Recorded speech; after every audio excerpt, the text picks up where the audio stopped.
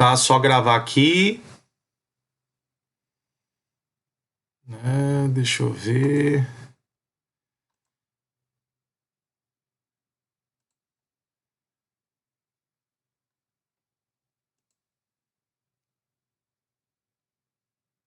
Participantes aqui, pessoal, tá? Pessoal, peço para entrar novamente no link, tá? Vão entrando aqui que eu vou aceitando, ok? Então, gente, vamos lá, tá? Voltando aqui à nossa aula, tá? Então, o princípio da patrimonialidade, voltando. Então, no nosso direito processual civil, como regra, tá? A responsabilidade, ela é patrimonial, tá? Então, onde nós encontramos isso? Aqui no artigo, tá? 789 do Código de Processo Civil. O devedor responde com todos os seus bens presentes e futuros, e isso é importante, tá? Porque às vezes eu tenho outros direitos. Oi, pessoal? Tá? Só fechem o microfone, tá? Agora. Então, vamos lá.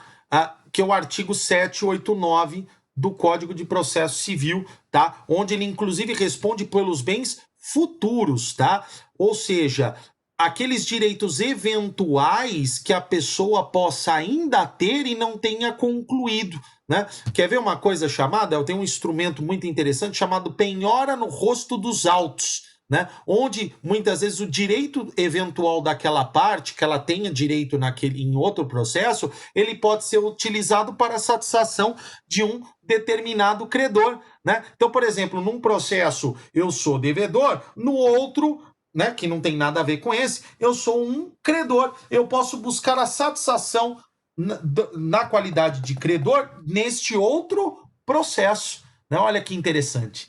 Né? Eu posso buscar essa satisfação, inclusive, então, esses bens presentes e futuros. Temos exceções, tá? Em que não há essa questão apenas da questão da patrimonialidade, onde existem outros recursos, tá? De execução. Nós temos, tá? Um deles, que são esse meio coercitivo, é o caso da prisão civil por alimentos, tá?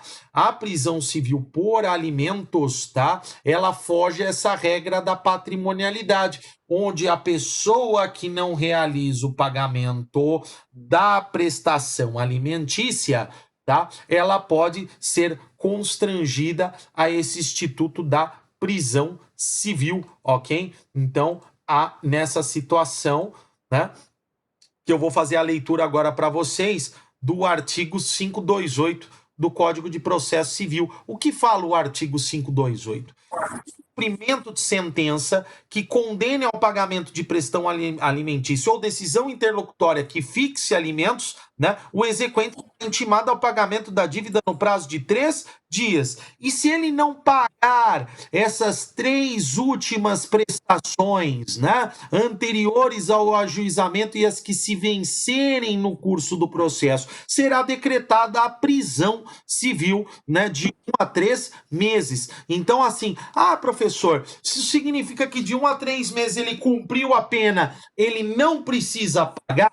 Não, tá, gente? Isso é um meio de coerção, tá? De coerção ao pagamento. Então, ela não é a satisfação em si, tá? Mas ela é uma das medidas coercitivas, né? Ainda mais quando nós estamos lidando com a situação de dívida alimentícia, né? Com a ideia de hipossuficiência, de vulnerabilidade, tá? Nós temos que tomar esse cuidado a mais, né, que o legislador teve com o caso da prisão civil por alimentos, mas ela é um recurso de natureza não patrimonial, mas ela não se esgota em si mesma, tá bom, gente? Tá? Lembre-se disso, ela não é um fim em si mesmo, tá? Mas ela é um meio não patrimonial para se buscar, né, essa satisfação, né, do débito, ok? Então aqui prestem atenção na prisão civil por alimentos, que ela é uma exceção, né, à regra dessa questão da patrimonialidade. E como é que está a situação da prisão civil, tá? Se a gente entrar lá no artigo 5º, pessoal, da Constituição, o que nós vamos encontrar nesse artigo 5º, tá? Nós vamos perceber que a prisão civil ela é admitida lá no texto, né? É vedada a prisão civil, exceto para o caso do depositário infiel e do caso de alimentos, tá? Mas hoje, senhores, ela só se aplica ao caso da prisão civil por alimentos. E o depositário infiel, que se fala na Constituição Federal? O Supremo Tribunal Federal, já há um bom tempo, pacificou a questão, tá? Que o Pacto de São José da Costa Rica, entre outros tratados internacionais que têm esse caráter de supralegalidade, ou seja, está abaixo da Constituição e acima da lei ordinária, ele restringiu, né, esse artigo da Constituição, que a gente só não pode reduzir o núcleo de proteção, mas se nós queremos aumentar a proteção, nós podemos. Tá? Então foi essa interpretação dada pelo Supremo que hoje consta na súmula vinculante 25, tá? É ilícita a prisão civil de depositário infiel, qualquer que seja a modalidade de depósito. Tá bom, gente? Então, prestem atenção que essa súmula 25, ela não cai em provas, ela despenca em provas, tá? Só cabe, no caso, a prisão civil por alimentos, tá? Inclusive, eu trouxe aqui o acordo do César Peluso, tá? Isso foi em 2009, né? Que foi onde essa questão, ela pacificou, ela deu realmente a primeira pacificada, né? Esse foi um voto muito paradigmático, né? Esse acórdão, né, que foi proferido com o recurso extraordinário 466-343, que eu trouxe para vocês, depois se vocês deem uma lidinha nele, né? Onde ele fala o seguinte: a legislação infraconstitucional posterior, que com ele seja conflitante, também tem sua eficácia paralisada. Enfim, desde a adesão do Brasil no ano de 1992 ao PDIC, né, e a Comissão Interamericana de Direitos Humanos, o Pacto de São José da Costa Rica, ou seja, os diplomas, né, internacionais que prevêem, né, não há base legal para a aplicação da parte final do artigo 5º, inciso 67 da Constituição Federal. Tá bom, gente? Então, fica esse recado, tá? Porque isso cai. E por que eu falo para vocês se atentarem a isso? Porque isso é uma matéria que pode cair em direito, por exemplo, no exame da ordem, em direito processual civil, ela pode cair como direito constitucional, ela pode cair em direito internacional público. Então essa é uma matéria que é interessante vocês darem uma atenção especial, ok? Outro fator interessante: há limites na execução do patrimônio? Sim, há limites, né? Então, esse princípio da patrimonialidade, o 789, quando ele afirma que todos os bens são responsáveis, é aquele todo pero que no, né? Porque é uma regra geral todos, e nós temos a exceção no artigo 833 do Código de Processo Civil, ok? Então, né, se a gente pegar o artigo 833 do Código de Processo Civil, o que ele nos fala, tá? Que são impenhoráveis. Quais bens são impenhoráveis, né? Então vamos ver aqui, ó, o 833, né? Aí com o código também, deem uma olhadinha, abram o artigo 833, tá? O que vocês vão observar do artigo 833 do Código de Processo Civil? São impenhoráveis, né? Nesta relação, nós temos uma série de bens, tá, que o legislador, né, sob a égide do fundamento da dignidade da pessoa humana, tá, que é prevista como fundamento lá no artigo 3º da Constituição Federal, tá, na preservação de um mínimo existencial, seja da pessoa, seja da empresa, tá, para que a pessoa ela tenha um mínimo. O legislador, ele elencou algumas situações como impenhoráveis. Nós vamos trabalhar isso mais para frente, tá? Então, há uma limitação na execução do patrimônio? Eu vou dar alguns exemplos que são os mais clássicos, né? Que acontecem: o salário, o soldo, a remuneração, os subsídios, a aposentadoria, tá? As pensões, os pecúlios, tudo aquilo, né? Os ganhos do trabalhador autônomo, os honorários do profissional liberal, ou seja, tudo aquilo que é destinado à subsistência, né?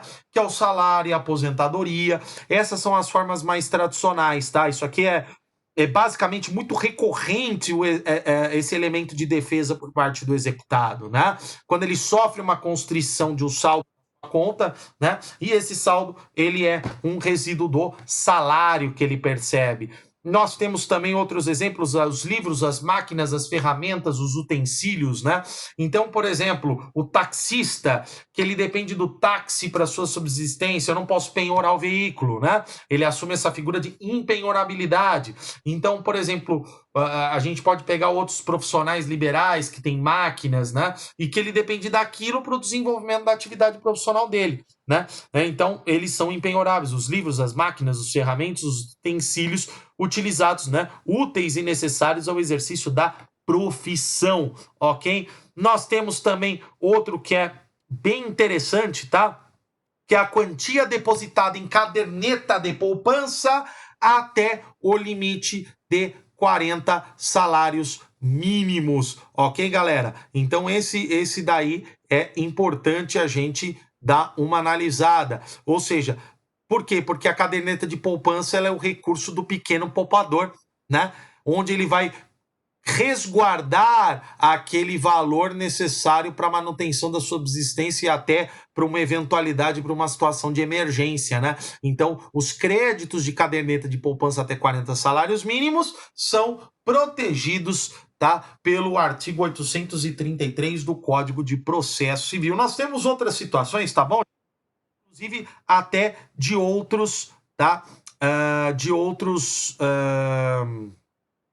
De outros diplomas, né, como por exemplo o bem de família, né, que é impenhorável, tá? O bem de família ele é impenhorável nessa situação, tá? Que é uma lei própria, que é a lei 8.009 de 90, mas tudo isso eu vou trabalhar numa aula própria, tá? Numa aula para a gente abordar essa questão desse assunto, ok, gente? Tranquilo, sossegado, todo mundo entendeu? Tá? Todo mundo entendeu? Ó, pessoal, se vocês quiserem, ó, usa o recurso aqui também do WhatsApp, tá? Que eu sei que vocês estão acompanhando, acompanham a aula, etc. Usem o WhatsApp para falar, professor, tô entendendo, tá? Tô conseguindo entender, tá? Usem o WhatsApp, o recurso das mensagens, tá? Para eu poder acompanhar se vocês estão entendendo bem, não estão entendendo bem, tá? Por favor, postem aí no WhatsApp ou no grupo do aplicativo, tá? Aqui no acesso da sala do aplicativo, para eu saber se vocês estão entendendo, estão conseguindo compreender bem o que eu tô explicando, tá? Porque é muito distante, né? Assim é um pouco, a gente perde aquela questão da pessoalidade de ter uma resposta imediata do presencial, tá? Então eu posso falar, professor, tá dando para entender, professor, não tô entendendo bem, tá? Podem ir postando as dúvidas aqui pelo WhatsApp, tá? Porque aí ou os comentários, né? Se tá bom, se tá ruim, né? Então postem aí ao máximo para a gente ir cada vez mais melhorando. Né? A tela com os slides deixou de ser compartilhada. Isso, porque o professor tirou a tela do slide. Pronto, né? Porque quando eu acesso uma outra tela, ele me faz esse favorzinho de tirar nessa tela. Ó, tá vendo como é positivo, né? Então vão colocando seus comentários. Obrigado, Duda, né? Aí pelo comentário, né? Mas estão entendendo? Postem aqui no grupo, tá? Fala, professor, estou entendendo, estou acompanhando, tá? Então, o princípio da patrimonialidade é o devedor ele responde com todo o seu patrimônio, tá? Então tem exceções, tá? Não é todo o patrimônio e também nem sempre o devedor responde com uma medida patrimonial, tá? Muitas vezes é aplicado ao devedor uma medida extra patrimonial, como é o caso da prisão civil, tá, pessoal? Postem aí se vocês estão entendendo bem, né? Se estão conseguindo acompanhar as nossas aulas, por favor, tá? Então, por favor, postem aí. Vamos agora pro próximo slide, né? Como vocês me conhecem, tava faltando um latinzinho, né? Um latim, né? Pra gente dar seguimento à nossa aula. Nulla executio sine titulo, né? O que significa isso? Não há execução sem um título executivo, tá? Importantíssimo dentro da nossa aula, tá? porque o título executivo. O que é um título executivo, né? O que é um título executivo? Vocês sabem o que é um título executivo, né? Título executivo, senhores, é aquilo que permite, né, a imediata constrição através da intervenção do Poder Judiciário. Então, eu não vou buscar mais a certeza, né? Vou dar um exemplo de um título judicial, né? Título judicial, por exemplo, uma sentença, né, condenatória, ela é um título executivo judicial? Sim. Através dessa sentença, eu posso buscar, através do Poder Judiciário, constrangimento do executado, do devedor, para que ele venha efetuar o pagamento? Posso, maravilha, né?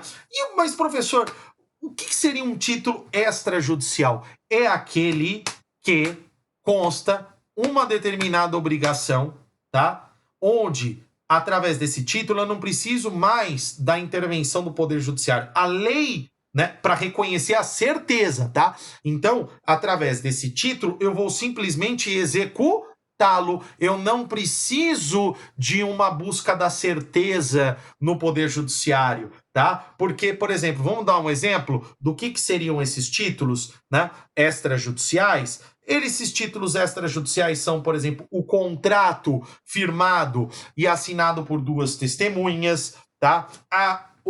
Nós temos os títulos de crédito, o cheque, a nota promissória, a letra de câmbio, a duplicata, né? São exemplos de títulos extrajudiciais, né, que a própria lei confere a certeza. Então eu ingresso diretamente através de uma ação de execução de título extrajudicial. Então eu já vou buscar diretamente a intimação daquele camarada, do devedor, para que ele efetue, por exemplo, o pagamento no prazo de 3 dias, tá? Depois nós vamos estudar esses procedimentos, como funciona, tá? No título executivo judicial e no título executivo extrajudicial, tá, gente? Ó, gente, postem suas perguntas, tá? Pessoal, pode postar aqui no... Vamos fazer o seguinte, para eu não tirar da tela dos slides, postem no grupo do WhatsApp, tá? Que aí eu vejo aqui, conforme vai chegando, tá? A dúvida de vocês, mas perguntem, tá bom, gente? Para a gente tentar interagir aqui, eu ir respondendo para vocês, tá bom? Tá? E também postem se vocês estão entendendo bem a aula, tá bom? Então, é essa nulla executio sine título. Eu preciso de um título executivo. Aonde está isso? Mas basta que ele seja um título executivo? Está aqui no artigo 783. A execução para a cobrança de crédito fundar-se-á sempre em um título de obrigação certa, líquida e exigível, tá? O que é certa, líquida e exigível? Né? É uma obrigação, tá? Onde ela deve ter esses 3 elementos, tá? Para que eu possa constranger através do Poder Judiciário o executado a cumprir voluntariamente ou coercitivamente, certo, gente? Então aqui, né, inclusive no artigo 803, nós também temos essa hipótese em que fala que é nula a execução se o título executivo extrajudicial não corresponder a uma obrigação certa e exigível, ok? E o que seria essa obrigação líquida, certa e exigível? Obrigação certa é quando ela é existente. Não há dúvidas de que há um título, né? Ou seja, por exemplo, o que é uma obrigação certa? Vou recordar vocês do direito empresarial. Lembram-se daquele princípio da cartularidade? Né? Ou seja, a expressão do crédito através de um determinado título escrito através da cártula, né, que preenche os requisitos previstos em lei, né, é muito semelhante à obrigação certa, né? Então, se eu tenho um contrato assinado por testemunhas, o que eu tenho? Né? Eu tenho uma obrigação que ela é certa, né? Quando é existente, não havendo dúvidas de que há um título, ok?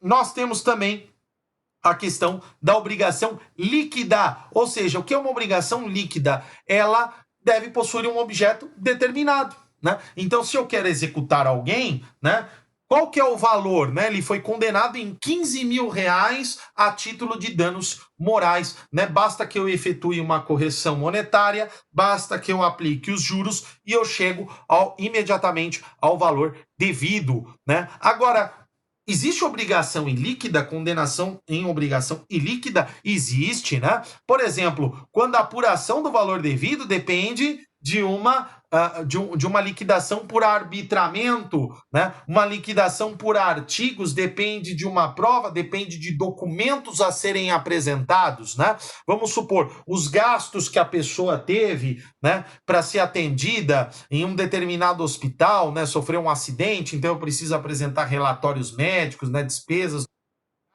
uma série de comprovantes, né? Uma série de comprovantes, né, que serão necessários nesse sentido, ok, gente? Tá? Então, por isso que, para que eu possa executar imediatamente, porque se a obrigação for ilíquida, eu não posso imediatamente constranger. Existe uma fase, senhores, né, principalmente no cumprimento de sentença, que é a chamada fase de liquidação, né? Primeiro eu preciso liquidar, depois eu vou executar, ok? Né? Então, por isso que a obrigação ela deve ser certa, ela deve ser líquida e ela deve ser exigível, ok? E também exigível. O que é uma obrigação exigível ou atual, né? Quando ela pode ser imediatamente imposta, né? Ou seja, o que confere exigibilidade para o título executivo judicial é a lei, tá? É a lei que me diz que aquele título é executivo, é judicial, aliás, aquele título é executivo, tá? Se a lei não me diz, aquele título não pode ser exigido. Quer ver, gente? Vou dar um exemplo. O boleto das Casas Bahia, ele é um título executivo? Não, o boleto em si não é. Né? Pode ser que ele represente uma dívida de uma duplicata. A duplicata, sim. O boleto é título executivo? Não. Inclusive, tem até uma súmula do STJ, né? Falando essa questão. Então, assim, o boleto, se eu quiser cobrar a dívida daquele boleto, né? Eu tenho, né? Não há dúvidas de que não há dúvidas, né? Relativa àquela dívida é líquida, só que a lei não confere o caráter de exigibilidade, tá? Eu tenho um título, só que aquele título não é um título executivo, tá? Então eu vou ter que ingressar com uma ação de conhecimento, tá? Uma ação de cobrança ou uma ação monitória para buscar a certeza desse título. Certinho, gente? Conseguiram entender? Deixa eu ver aqui no grupo, né? Me adiciona aí, a conexão caiu, tá? Deixa eu ver quem falou. Joeme, tá? Só entrar aí, Joeme, tá? Deixa eu ver participantes, né? Se a Joeme não conseguir entrar aí, vocês me deem um toque, tá? Mas já olhei aí. Pessoal, postem no grupo aqui. Aê, Joeme entrou, tá? Pronto, maravilha. Já adicionei a Joeme, tá? Pessoal, postem aqui no grupo se vocês estão entendendo, tá? Estou entendendo, né? Cleidiane, né? Obrigado pela resposta, Cleidiane, tá? Mas postem aqui, tá? Se vocês estão entendendo, dúvidas, por favor, tá? Só para a gente ir acompanhando, porque essa distância ela é complicada, né? Que a gente não sabe se a gente está indo muito rápido, muito devagar, né? Então, ótimo, né? Então vamos postando aqui no grupo, tá? Dúvidas também postem aqui no grupo, tá bom? Né? Então vamos lá. Aí, gente, o que eu trouxe aqui para vocês? Eu trouxe um acórdão, né, do TRF Terceira Região, né, que ele explica essa situação, né? Só que era com o Código de Processo Civil antigo, que era o 580, né, o de 73.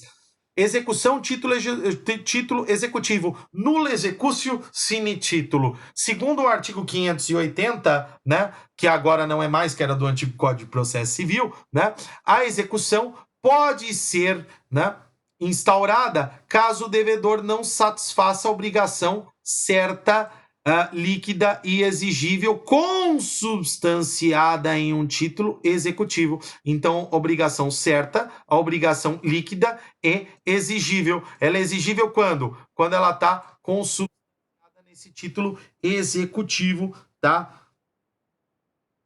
Nessa situação, tá? Então, tem sem execução de título é nula a execução, nula executio sine título, tá? Então, nós temos dessa situação. Deixa eu só ver aqui. Ótimo.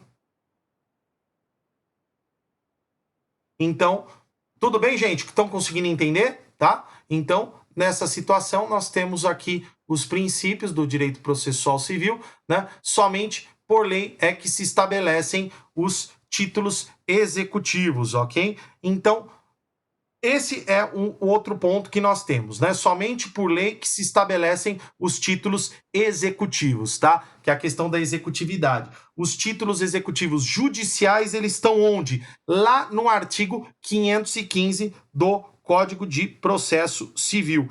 Que artigo é esse do artigo 15, né? Eles vão falar daqueles títulos que eles são produzidos pelo Poder Judiciário, ok? Ou, em algumas situações, aqueles órgãos que têm atribuição de poder judiciário.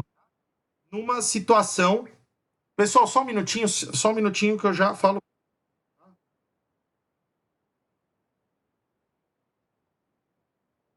Só.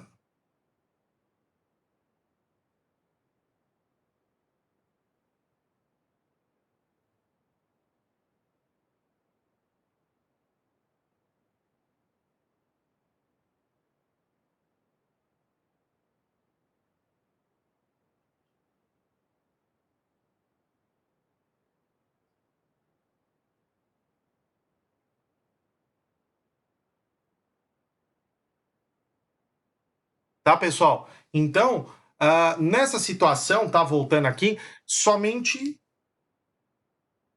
Tá? Somente por lei é que se estabelecem os títulos executivos. Nós temos os títulos executivos judiciais, tá?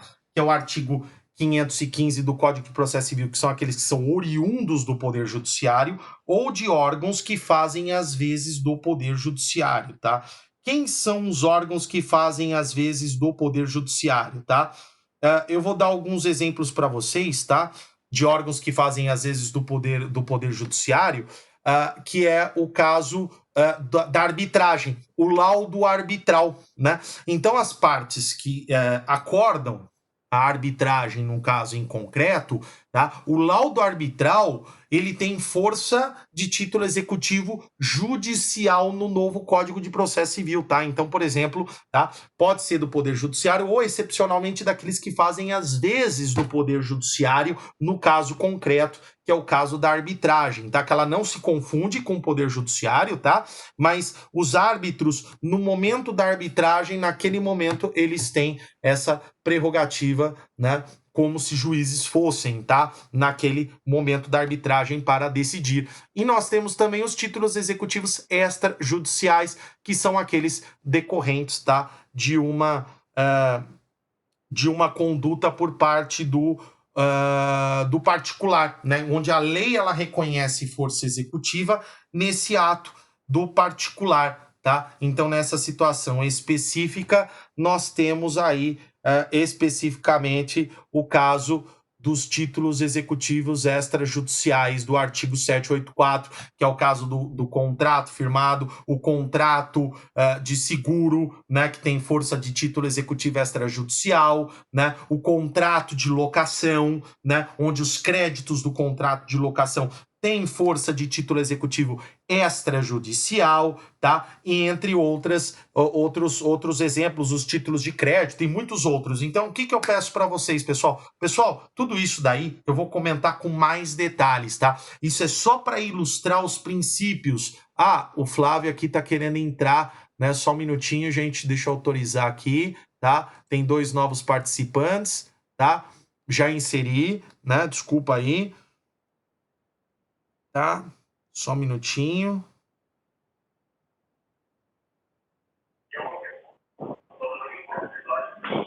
Tá? Vamos dar sequência. Pessoal, estão conseguindo me ouvir, tá? Falem aqui no grupo. Para mim tá perfeito o som. Ótimo, maravilha, gente. Ó, professor, a tela com os slides deixou de ser compartilhada. Deixa eu ver. Tá. Não, esse aqui já foi da outra vez, tá? Deem comentários aqui, tá, pessoal? Coloquem se estão gostando, se não estão gostando, tá? Podem. Sua aula está boa, som ótimo. Obrigado, Rafinha. Valeu aí pelas dicas, né? Então vão postando aqui no grupo, tá bom, gente? Então, o artigo, agora nós vamos entrar aqui no princípio da máxima efetividade da execução, tá? O que seria esse princípio da máxima efetividade? Né? A execução, né, ela se realiza em favor e no interesse do credor. Então, qual é o objetivo finalístico da execução? Promover a satisfação do credor, né? Já que ele não conseguiu o pagamento, o adimplemento voluntário daquela obrigação por parte do devedor, ok? Então nós temos aí o artigo 797, né, que é o exemplo que eu costumo dar, né, de aplicação desse princípio da máxima efetividade, né, que ressalvado o caso de insolvência do devedor, né, que tem lugar o concurso universal, realiza essa execução no interesse do exequente que adquire pela penhora o direito de preferência sobre os bens penhorados, tá? Então, uma execução, por que ressalvado o caso de insolvência? Porque aí é o concurso universal de credores, é como se fosse uma falência, né, da pessoa física, né? Ou daqueles que não estão submetidos à lei de falências. Vocês já provavelmente estudaram no direito empresarial, ok, gente? Então, numa situação dessa, tá? Nós temos esse quadro, tá? Específico, tá? Oi. Ao princípio da máxima efetividade.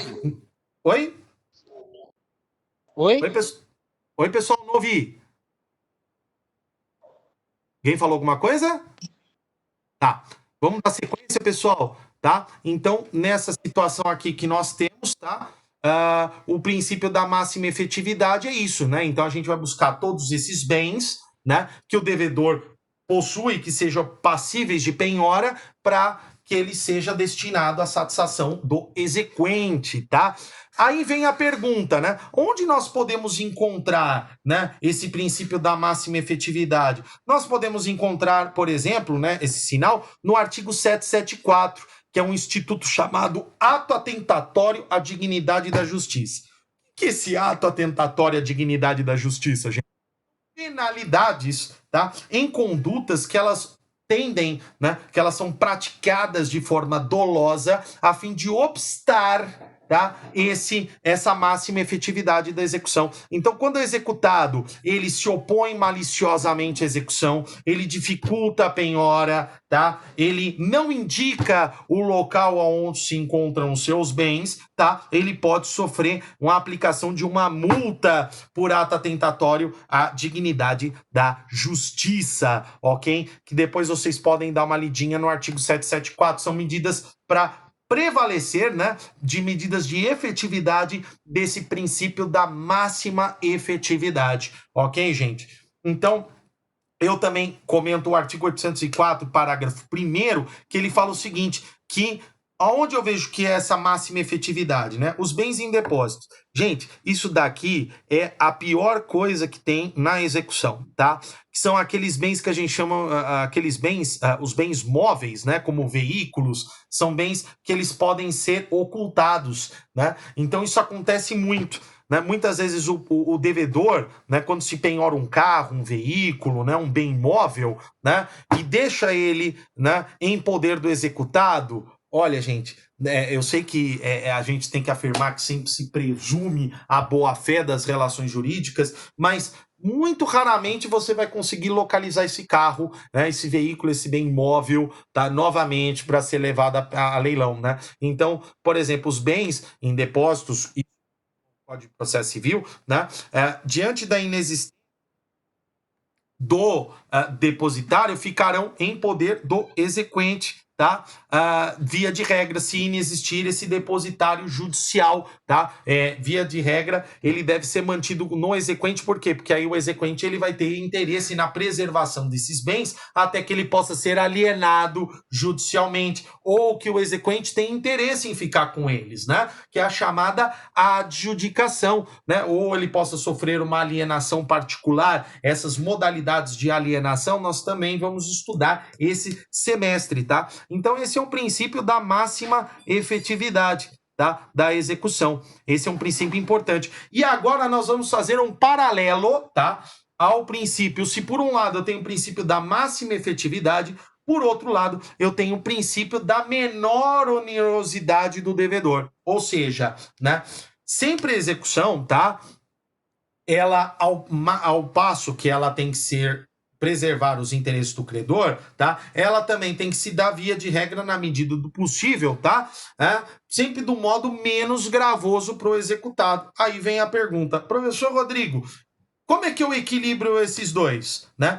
A solução, tá, do equilíbrio, da ponderação entre o princípio da máxima efetividade e o princípio da menor onerosidade está no parágrafo único do artigo 805, tá? Ao executado que alegar ser a medida executiva mais gravosa, incumbe indicar outros meios mais eficazes e menos onerosos. Tá? Então, sob pena de manutenção dos atos executivos. Então, pessoal, se a pessoa sofreu uma penhora, o que é mais fácil de ser executado? Né? Por exemplo, uma penhora de dinheiro em conta ou uma penhora de uma casa, de um imóvel? Né? Com certeza, o valor existente em conta. Né? Agora, se nesse caso ela é um meio menos oneroso para o devedor, nem sempre. Então, o princípio da menor onerosidade, tá? Se, por exemplo, o devedor, ele tem que apresentar também um meio que seja mais eficaz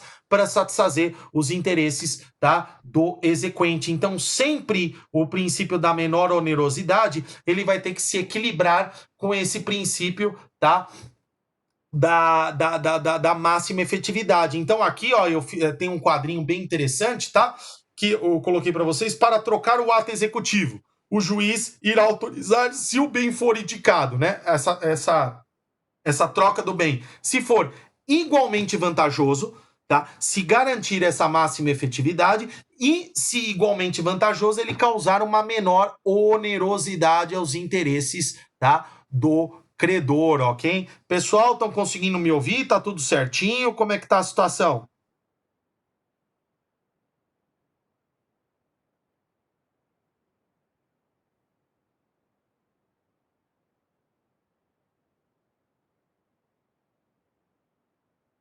Tranquilo, professor.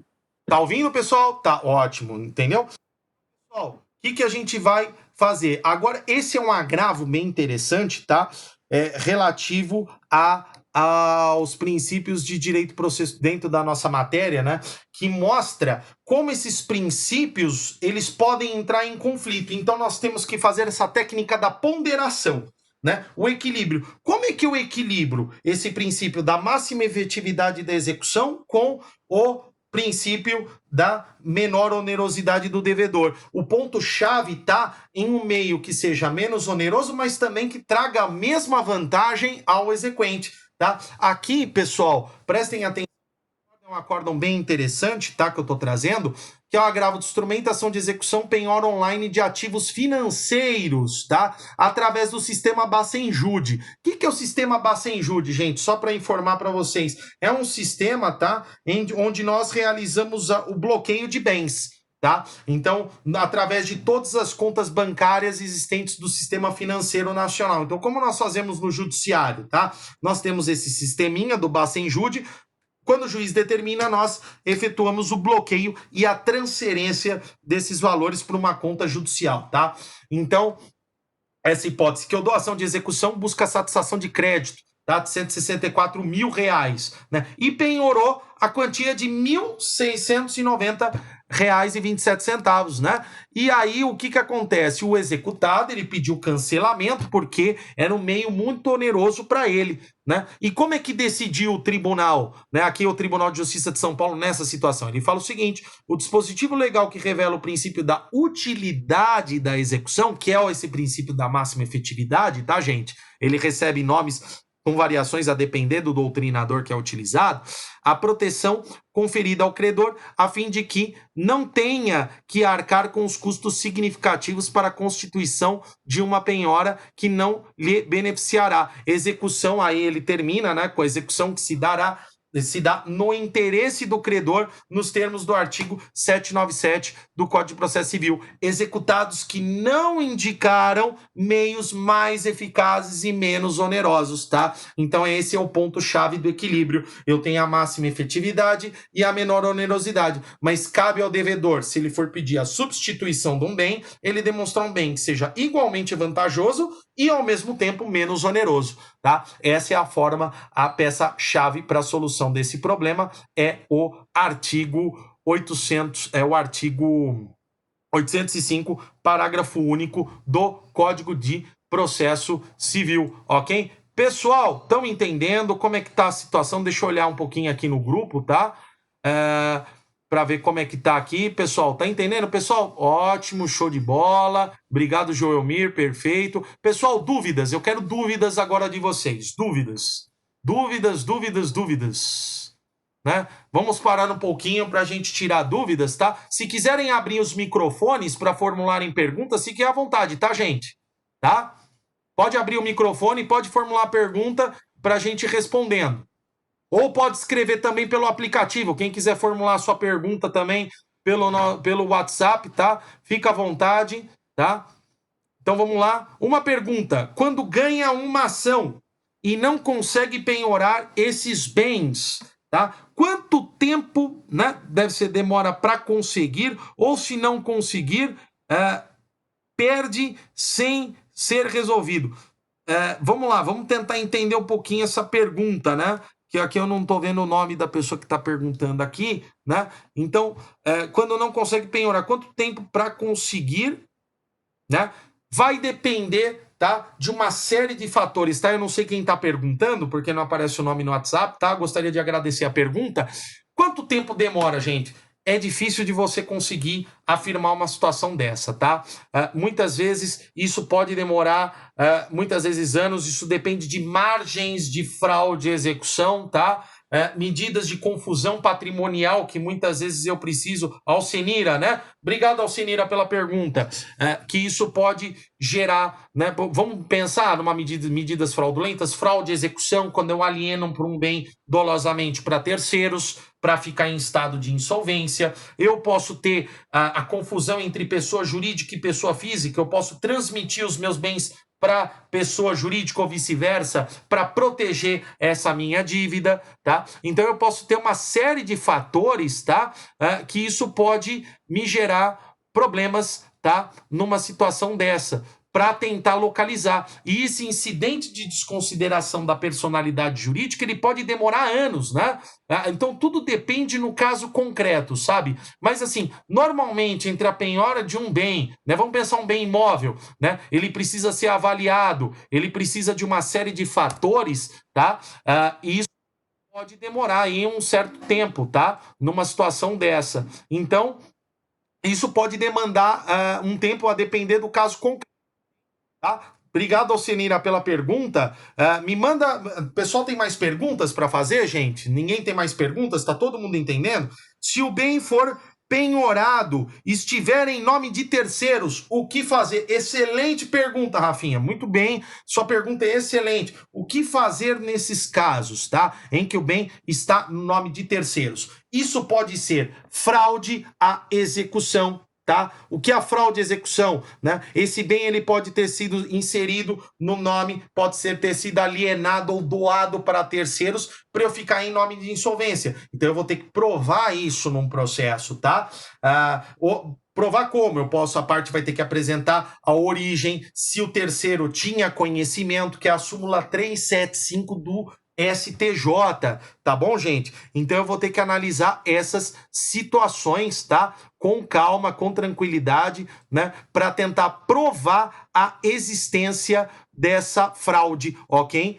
Gente, ó, parece que vai encerrar a reunião de novo, tá? Tá dando um alerta aqui para mim, tá? Então, se cair, novamente eu vou colocar o link aí pra gente entrar novamente, que eu acho que eu tô gravando o vídeo, né? Então ele corta de tempos em tempos, ok? Então, se cair, tá? Eu vou jogar o link novamente, entrem novamente no link na nossa sala, para a gente voltar para nossa aula, ok? Então, alguém tem mais alguma pergunta, gente, para a gente dar continuidade na nossa aula? Deixa eu ver aqui. tá? Se alguém tem mais alguma pergunta, deixa eu ver.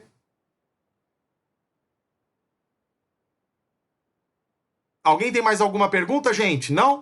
A gente pode dar continuidade, tá? Gente, vamos fazer o seguinte, tá? Eu vou agora, então, dar prosseguimento. Se vocês tiverem perguntas, vão colocando aqui no nosso aplicativo do WhatsApp, tá? Para que nós possamos nos comunicar, tá?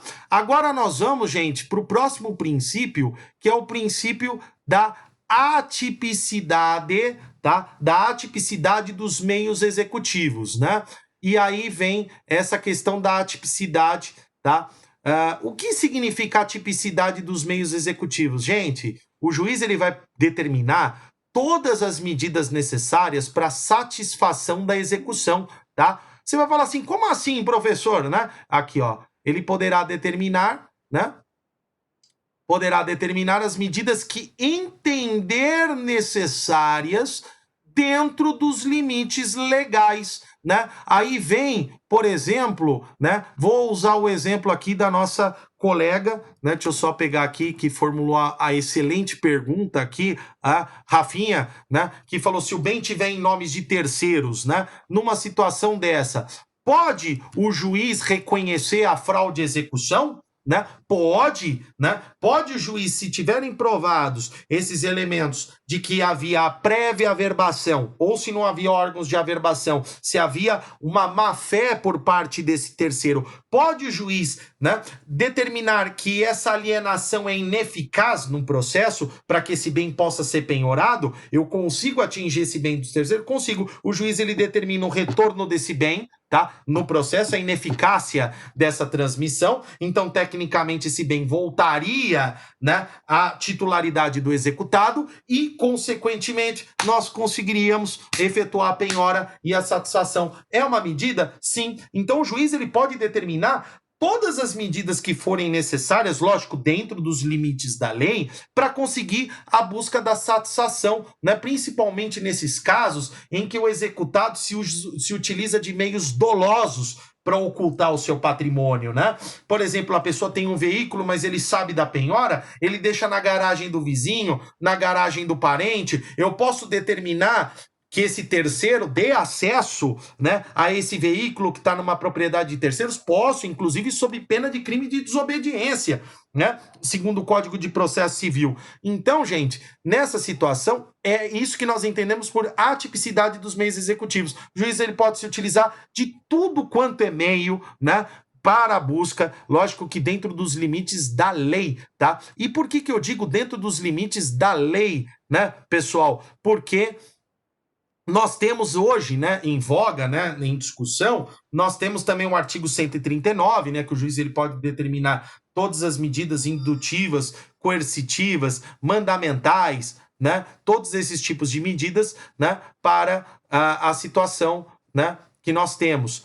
Agora vem um outro assunto. Opa, saí. Assunto importante, gente, da ordem do dia. Tem duas medidas que está sendo uma grande discussão no Poder Judiciário, que é a suspensão do direito de dirigir, tá? E a suspensão, né? A suspensão do passaporte, né?